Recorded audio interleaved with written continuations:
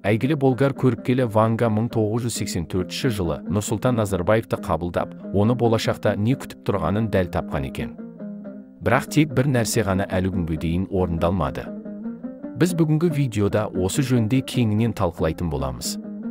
Қазақстандық қоғам қайраткері Уәлихан Қайсаров бұқаралық ақпарат құралдарының біріне берген сұхбатында Назарбаевтың Вангамен қалай кездескенін баяндап береді.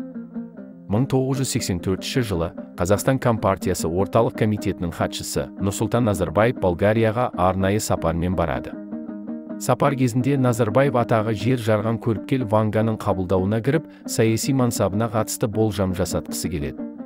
Дегенмен көріпкел ұзақ уақыт бойы оны қабылдаудан бас тартты, бірақ болгар билігі оны қабылдауға көндірді. Міне көріпкелдің 44 жастағы Назарбаевқа, сен өзің елестете алмайтындай дәулеті асып тасыған бай боласың. Бірақ бұл байлық бақыт әкелмейді. Сенің қолыңда қазір үш ұйықтасаң да түсіңе кірмейтін үлкен күш болады, бірақ сен бұл күштен айырыласың. Себебі ата-бабаңның әруағы саған қатты наразы. Сондай-ақ кезінде еліңді билеген, қазір басы денесінен бөлек өте алыс жерде жатқан ұлы жауынгер болған. Оның басы тәнімен қосылғанда, халқыңның рухы көтеріліп, екінші жел соғады. Бірақ дәл осы күні сенің басың иығыңнан түседі, яғни күш-қуатыңды жоғалтасың деген екен.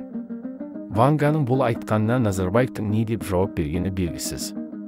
Бірақ бір белгілісі, Ванга бұл жерде Кенесары хан туралы айтты. Себебі Кенесарының басы денесінен бөлек жатыр. Кенесарыны тарихта қазақтың соңғы ханы деп атайды. Абылай ханның тікелей ұрпағы саналатын Кенесары Ресей империясының отарлаушылық саясатына, қатаң езгісіне төзбей, оған қарсы шығады. Қол жинап империямен үздіксіз шайқасумен болады. 1847 жылы Кенесарыны Тоқмақ маңында өлтіріп, оның басын Ресей империясына сый ретінде тарту еткен. Совет одағы кезінде ханның басы Эрмитажда тұрды. Енді бірде Кунсткамерада тұрды дейді. Дегенмен кейіннен оның басы жоғалып кетті. Тарихшылар, зерттеушілер оның басы қайда екеніне қатысты түрлі болжамдар айтып жатыр. Бірақ әзірге нақты дерек жоқ.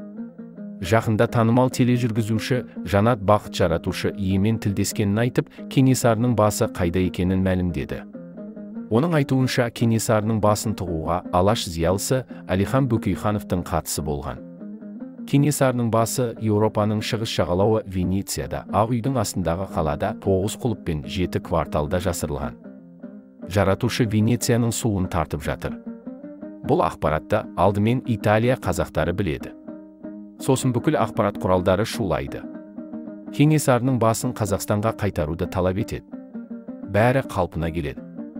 Қазақ алаштықтар армандаған негізіне оралады дейді Жанат Бақыт. Дегенмен көзі ашық имамдар Жанат Бақытты жындармен байланысқан немесе ақылынан алжасқан деп айыптап, оның болжамдарынан сандыраққа теңеді. Ал енді Назарбаевқа оралсақ. Ванганың қабылдауынан соң Назарбаевтың тасы өрге домалады.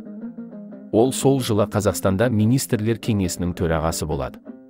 Кейбір деректерде Назарбаев 1986 жылы Қонаев биліктен кеткен соң Қазақстанның бірінші хатшысы болуы керек еді делінеді. Дегенмен бірінші хатшы Колбин деген азамат болды. Бұған қазақ жастары ашуланып Алматыда көтеріліске шығады. Билік жастарды аяусыз басып жаншып тастайды. Тарихта бұл желтоқсан көтерілісі деген атпен қалды. 1989 жылы Колбин қызметінен кетіп орнына Назарбаев болады. Сол кезде қазақ халқы ерекше қуанды. Билікке қарапайым отбасыда шыққан қазақ баласы келгені болашаққа деген үміт пен сенім сыйлады. 1991 жылы Совет одағынан тәуелсіздігін алған Қазақстан Республикасының тұңғыш президенті атанады. Назарбаев мемлекет тұтқасын ұстаған соң түкірігі жерге түспеді десе болады. Саяси оппоненттері Нұрсұлтан Назарбаевтың жоғары билікте отырған кезде Қазақстан Конституциясын өзіне ыңғайлап, оған толықтырулар мен өзгерістер енгізуді әдетке айналдырғанын айтады. Мысалы, 1998 жылғы қазан айында Конституцияға бірден 19 түзету енгізілген соң 1999 жылы қаңтарда кезектен тыс президент сайлауы өтті.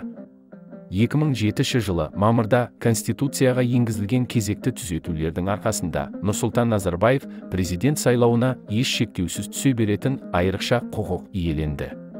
Сондай-ақ кейін Қазақстанның тұңғыш президенті деген ресми атаққа ие болып, іс жүзінде қылмыстық қудалауға жатпайтын тұлғаға айналды.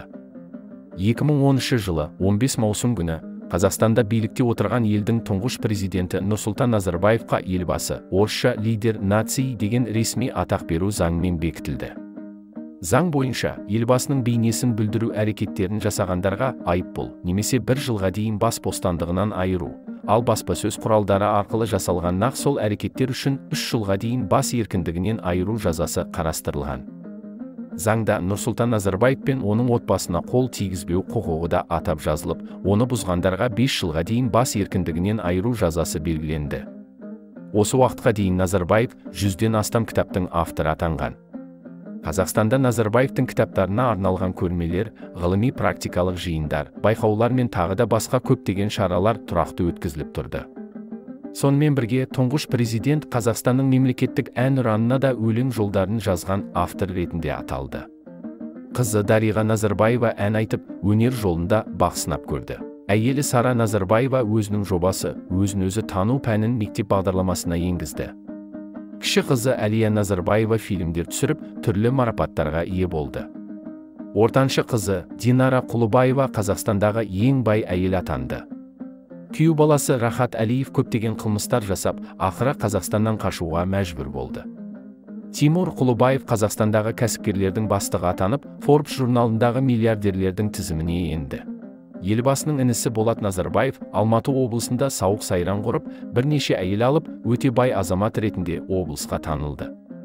Қазақстанда Назарбаев атында университет пен зияткерлік мектептер, бірнеше қор, мұражайлар, саябақтар мен тарихи мәдени орталықтар жұмыс істейді.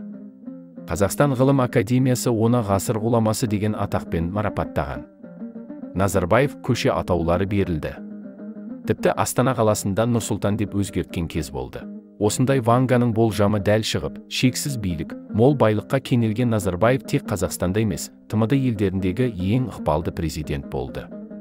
Жалпақ тілмен айтқанда Назарбаев Қазақстанда өзін хан сезінді десек болады. Оған жасалған қошеметте шек жоқ. Расында да елбасыға берілген мүмкіндіктер бұрын тек хандарға берілетін. Дегенмен 2019 жылы Назарбаев билікті Тоқаевқа тапсырды. Дегенмен 2022 жылға дейін Назарбаев мемлекетті басқарып отырды десе болады. Бірақ қаңтар оқиғасынан кейін Назарбаев бүкіл атақ даңқ лауазымын Тоқаевқа тапсырып, биліктен түбегейлі кетті.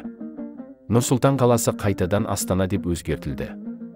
Бірнеше туысқандары елден қашып сотталды. Назарбаев қазір билікке мүлде араласа алмайды. Бұрынғы ықпалынан айырылған. Кейбір саясаткерлер Назарбаевты зейнеткер деп менсінбеуге айналды. Қазіргі таңда Кенесарының басын іздеу жұмыстары қарқынды түрде жүргізіліп жатыр. Егер Кенесарының басы табылса, қазақ халқының рухы оянып, дамыған мемлекетке айналады дейді. Осыған сенесіздер ме? Неге Кенесарының басы табылмай жатыр? Ол қайда жоғалып кетті? Қалай ойлайсыздар? Ойларыңызды комментарийге қалдыра кетсеңіздер.